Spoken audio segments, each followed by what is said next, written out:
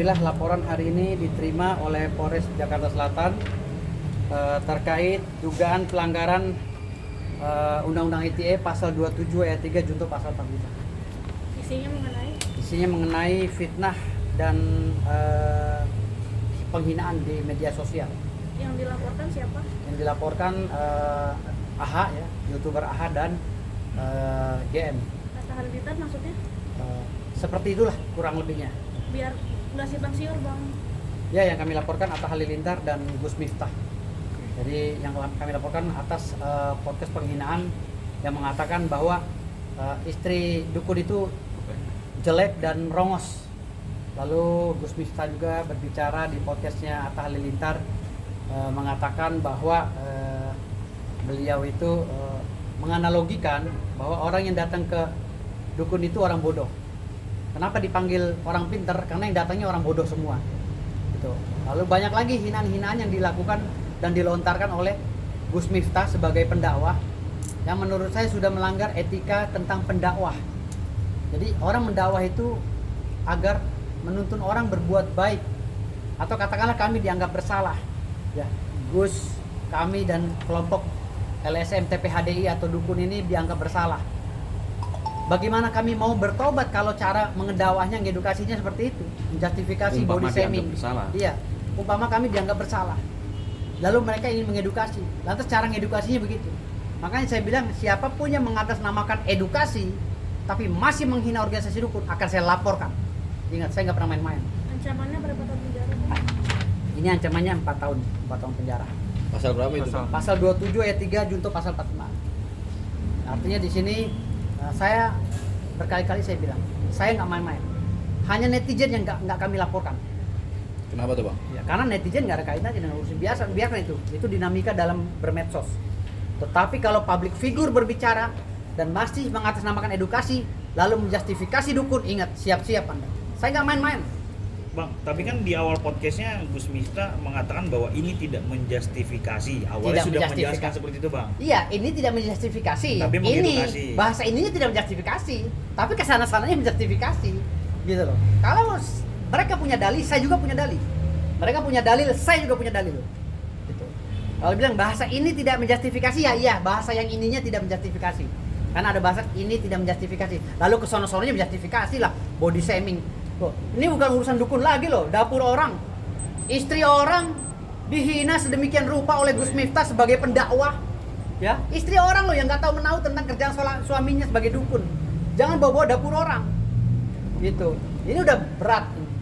Apalagi Gus Miftah tidak menyatakan oknum ya. Nggak ada Gitu. bahasa. Nggak ada bahasa oknum. Gitu.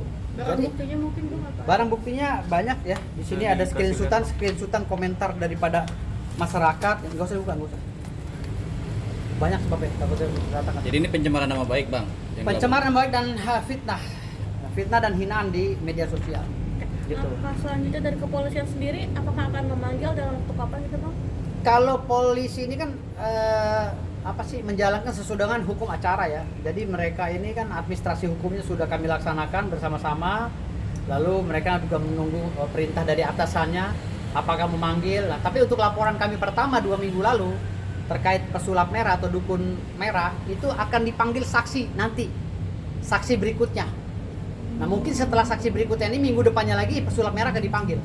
Nah, di situ pertanggungjawabkan bahasa Anda. Mana dukun yang cabul, mana dukun yang penipu. Gitu. Kalau Anda berdalih bahwa Anda bilang itu semua sebenarnya, lalu Anda mengklarifikasi dan mengatakan bahwa itu sebenarnya semuanya itu tidak untuk semua dukun. Oh, tidak. Karena saya berdasarkan tempus delicti. Tempus ya, ingat. Dalam hukum acara tempus delictinya pada saat itu dia mengatakan dengan sungguh-sungguh dan mens reanya ada. Actus reusnya pun ada. Ya, bahwa dukun itu cabul dan penipu. Mana dukun yang cabul? Kenapa Anda nggak laporin polisi? Kalau Anda bilang ini edukasi, hello. Kalau edukasi Anda seperti itu, saya bilang, saya minta kepada DPR menterinya dicopot, menteri pendidikannya. Kalau cara edukasi begitu. Guru aja atau dosen dalam mengedukasi masyarakat atau muridnya itu dengan etika, estetika, adab.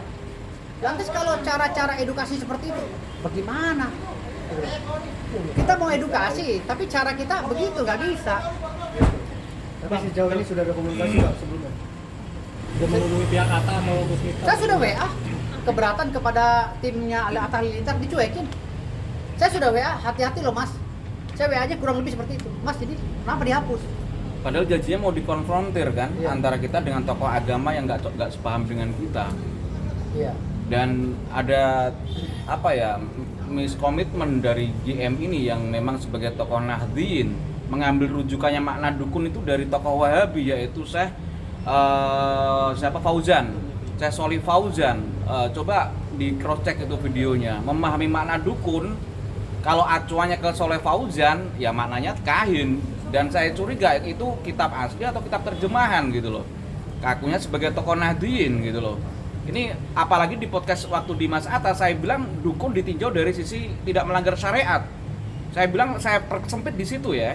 Saya persempit untuk yang saya sendiri ya. Walaupun saya kemarin belum masuk di komunitas itu, saya persempit yang tidak melanggar syariat. Mana dukun ini masih bisa kita untuk bantah. Pada tahun 1701 di dalam kamus Inggris Melayu itu mana dukun masih dikatakan sebagai pengobat dan saintis oleh seorang ahli bahasa Inggris namanya Thomas Bowerly. Itu bisa di cross check ya.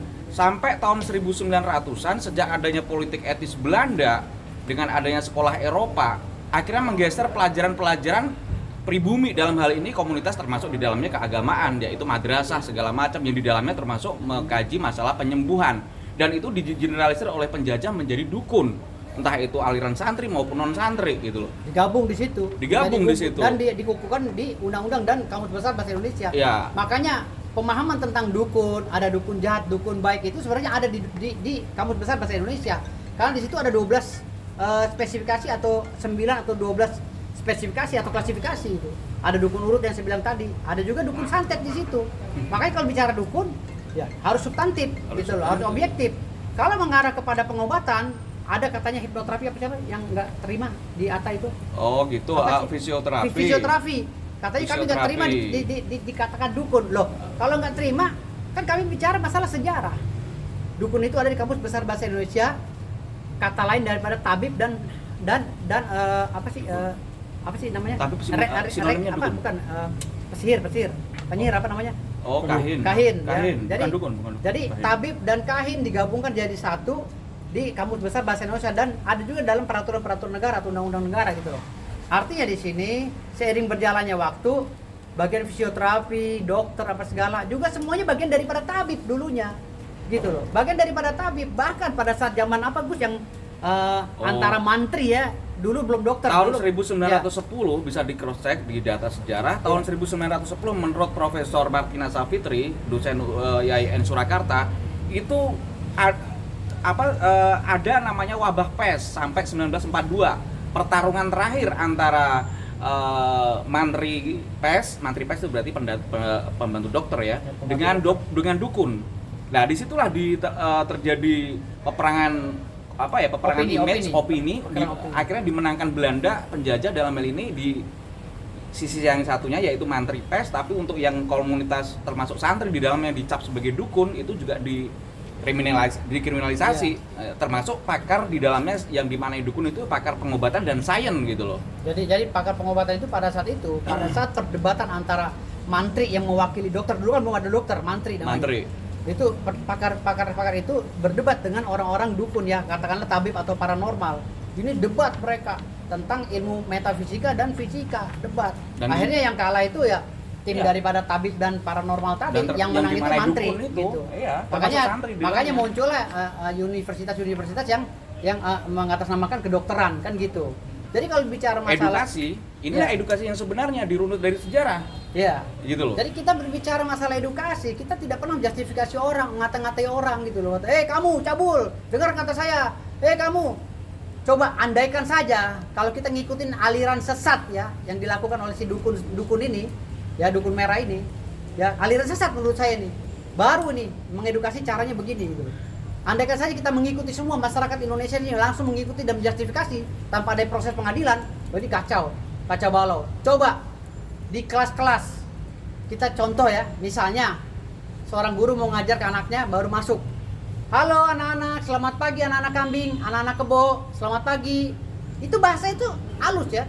Tapi pasti anak-anak itu tidak terima. Loh, kok guru ini mau mengajarkan kita tapi tidak pakai adab? Kita dipanggil anak kebo, anak kambing. Lapor ke orang tua kita. Lalu orang tuanya nggak seneng, datang ke guru BP, guru kepala sekolah dan lain-lain. Gitu loh. Kan itu seperti itu. Jadi kalau mau ngedukasi itu ada SOP-nya. Jangan ngedukasi mengatasnamakan edukasi kita bongkar trik. Kalau memang ada dukun yang salah, ya laporkan ke polisi. Itu kayak kita nih. Kalau memang ada dukun yang salah, lapor polisi. Nah, kalau ada yang menghina dukun kayak kita nih. Ini laporan yang udah ke-12. Ya, yang saya hitung-hitung nih laporan udah ke-12. Gitu. Lakukan kayak kita ini gitu loh. Kalau mau ngelaporin kayak kita. Tapi sudah ada upaya tim ketemu Bang? Kita nggak mau ketemu kan, saya sudah bilang di law firm kami ini haram hukumnya untuk bertemu lawan. Semenjak saya menangani kasus, haram hukumnya untuk melangani lawan. Walaupun lawan kami ini gajah, kami nggak pernah takut kok. Bang, kalau akhir nanti Atta atau Gus Miftah minta maaf gimana? Tetap lanjut atau? Oh, maaf itu tidak mengurangi proses hukum. Maaf itu secara agama ya memang iya wajib itu saling memaafkan. Tapi prosesnya jalan nanti kita lihat pada saat gelar perkara. Bang, nampaknya kecewa Bang sama Atta karena katanya sempat di take down wawancara. Ya bukan kecewa lagi, orang kita seperti kita ini sedang menjelaskan, memberikan pemberitaan yang berimbang agar kami ini tidak diserang semua oleh netizen. Lalu tahu-tahu berita tentang penjelasan kami, tentang pencerahan kami dihapus. Lalu Atta Halilintar berbicara bahwa itu tidak ada faedahnya. Menyesal mengunggah itu, mengundang kami, menyesal kata dia. di podcastnya dia. Iya, dia minta maaf pada netizen katanya. Dia menyesal mengundang kami ini tidak ada faedahnya katanya. Seperti itulah bahasanya. Padahal belum dikonfrontir Padahal dengan kami ini tidak tokoh dikonfrontir agama. mau dihapus atau tidak. Padahal judulnya siap dia debat dengan Ustadz se-Indonesia kan awalnya gitu tulisannya. Pada saya itu memang judulnya begitu, kami siap berdebat dengan Ustadz se-Indonesia yang mencaci maki. Yang Bukan mencaci Ustadz maki yang ya. baik ya. Oke. Ingat, bukan tokoh agama yang baik. Maksud saya nih, tokoh agama yang selalu berlawanan. menjustifikasi, yang mendukung pesulap merah ini gitu loh. Kalau memang Anda mendukung pesulap merah, katanya itu edukasi dengan mengata-ngatai orang, monggo Ustadz sini. Mending Gus Miftah mengedukasi hukum sulap sekali lagi. Hukum sulap. Sulap di dalam kitab-kitab Islam, kitab-kitab Islam itu haram. Memakan dari uang sulap juga haram. Mungkin Anda punya teman dekat atau murid atau apa yang pesulap atau apa, coba itu dinasihati lebih pas daripada mana dukun, apalagi dukun dari komunitas yang nggak melanggar syariat, Anda permasalahkan. Hukum sulap bagaimana dalam Islam? Entah sulap plus magic maupun sulap trik, itu sepakat ulama mengatakan itu haram. Makan uang dari sulap juga haram, dan itu dikategorikan sihir, penyihir, lebih pas ada di situ. Rujukannya di kitab Bukyat ada. Bagaimana peristiwa Musa dan tukang sihir-sihir di Mesir itu ternyata juga ular sulap, bukan ular asli, bukan. Mending Anda yang paling dekat dengan di kalangan Anda deh. Pesulap tuh hukumnya gimana sih, daripada ibaratnya menuding semut di seberang lautan gitu loh. Anda tahu kan siapa maksud lah ya. Ya, di sekitar dia aja banyak kok yang istilahnya dianggap kahin itu banyak. Gitu. Tapi dia tidak ini gitu. Dan wawancara dia juga ambigu kan. Tempo-tempo dia mempercayai adanya ini ya kan. Tapi membandingkan karomah kan kita bilang kan kalau memang dukun tidak melanggar syariat, nggak ada masalah, itu istilah saja. Sebagaimana kiai itu ada yang makna tokoh agama, ada yang namanya kiai, nama keris, bahkan kerbau di Keraton Solo itu juga dinamain kiai. Ini yang mana gitu loh. Bang, terkait video yang di take down nih Bang, artinya sebelumnya sudah ada perjanjian nggak sih Bang kalau misalkan ini di take down apa segala macam? Nggak ada. Berarti itu menjadi hak Atta juga dong Bang, misalkan dia men-take down. Betul, itu menjadi hak Atta, terserah dia. Tetapi, iya, itu menjadi hak Atta, terserah dia karena itu podcast dia. Tetapi adab dan etika menyinggung perasaan kami, karena kami merasa direndahkan martabatnya sebagai tamu podcast dia gitu loh. Kan saya bilang tadi, Atta, waktu kami podcast di tempat Atta, Mas Atta, hati-hati kalau menerima podcastan ya. Takutnya tamu-tamunya sembarang ngomong karena Mas Atta belum melengkapi ini dengan alas hak atau alas hukum. Apa itu? PT. Apakah sudah terdaftar di Dewan Pers atau dia sudah terdaftar di organisasi pewartaan ya, jurnalis atau apa kan gitu. Sesuai dengan Undang-Undang Pers nomor 40 tahun 1999. Kan saya bilang, Mas Atta, selama tamu Anda dan Anda ini berbicaranya objektif, insya Allah tidak ada masalah. Yang jadi masalah ketika Anda berbicara melecehkan orang, hati-hati. Saya udah bilang begitu Mas Atta. Oh iya, masa iya sih kata dia gitu. Saya sampai bilang, saya sedang meminta ya kepada pemerintah untuk mengeluarkan regulasi tentang youtuber agar terlindungi hak-haknya, agar tidak terkena undang-undang ITE. Bang, waktu itu alasan apa? Meminta apa? Hah? Untuk datang pada saat itu. Jadi Alasan dia meminta keterangan untuk dukun, ya ada pertanyaannya pun dikasih. Meminta penjelasan untuk dukun-dukun itu. Berarti seandainya nih Bang, Atta tidak men-take down atau gini deh, Atta men-take down tapi dia tidak berbicara dengan Gus Miftah, berarti tidak menjadi persoalan. Bang? Dia tidak akan bermasalah dan kami tidak akan laporkan dia. Gitu loh. Tetapi yang menjadi masalah ketika di podcast berikutnya dia dibilang menyesal mengundang kami. Disimpulkan Dan- sebelum dikonfrontir. Iya, gitu. menyimpulkan bahwa kami dengan mengundang kami tidak ada edukasi Tidak dan ada nilai edukasi. mungkin bahasa kasarnya pembodohan. unfaedah lah, unfaedah gitu. Lalu ditambah lagi dengan bahasa Gus Miftah, katanya dukun itu adalah paranormal itu ya yang datang ke paranormal ya orang nggak normal kan gitu. Oke, cukup. Oke, tadi menarik Bang, sulap tadi di trik-trik sulap itu haram jatuhnya. Haram jatuhnya, makan Kalau- uang sulap pun haram. Di sekitar Gus Miftah kan tahu sendiri kan siapa orang dekatnya yang mungkin di komunitas itu. Mending seperti itu, dakwai orang yang pas dibanding dakwai kami yang memang tidak sesuai dengan tunjukannya.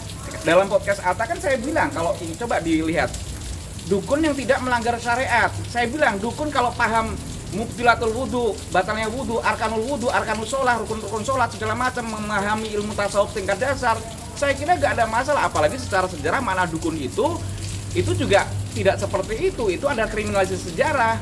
Sebagaimana dulu madrasah itu dikriminalisasi sebagai kuno, tapi sekolah itu yang paling modern, itu sejak politik etis atau politik balas budi Belanda. Setelah tanam paksa, kalau kita memahami sejarah, itulah kalau kami bisa dipertemukan dengan Gus Miftah atau siapapun, ini kan nilai edukasi, tapi belum terjadi, sudah dijustifikasi. Sebenarnya Berarti dalam begini. arti dukun ini tidak haram gitu Bang. Gini, pada kesimpulannya begini. Maaf, saya luruskan Gus, jangan sampai kepancing omongan dia. Jadi gini, pada dasarnya apapun namanya, apapun titelnya, selama tidak ada actus reus, selama tidak ada mens rea, itu nggak ada masalah. Kamu mau bicara di rumah kamu atau di depan rumah kamu kasih pasang di sini dukun santet, selama kamu tidak menyantet orang, itu belum ada deliknya. Ya, ingat itu. Dan semua delik itu harus diproses di pengadilan. Ya, di dalam pengadilan itu harus ada putusan hakim yang ingkrah. Baru kita bisa bicara bahwa dukun itu cabul dan penipu. Itu pun harus ditunjuk siapa yang cabul dan menipu, bukan mengeneralisir. Itu ya, ingat. Jadi mau ngaku dukun kek, mau ngaku apa di negara ini silakan saja. Mau ngaku Gus kek, mau ngaku orang hebat kek, mau ngaku sultan kek, mau ngaku apa, silakan aja. Yang penting jangan sampai melanggar. Ketika ada delik muncul dan orang tidak terima, insya Allah kamu harus pertanggungjawabkan dalil-dalil kamu. Oke. Saya Bang, itu berarti LP-nya 1 LP 2 yang dilaporin Bang. 1 LP 2 orang. Yang melaporkan siapa Pak? Yang melaporkan Gus Irfan Effendi. Yang sultan nggak jadi Bang. Hah? Yang sultan nggak jadi. Sultan nggak ada kaitannya. Enggak. Kan beda case itu. Belum. Saya ngurusin dulu, kalau Sultan kan pada saat itu saya berbeda karena saya ada kegiatan lain kan selain dukun gitu. Oke, cukup.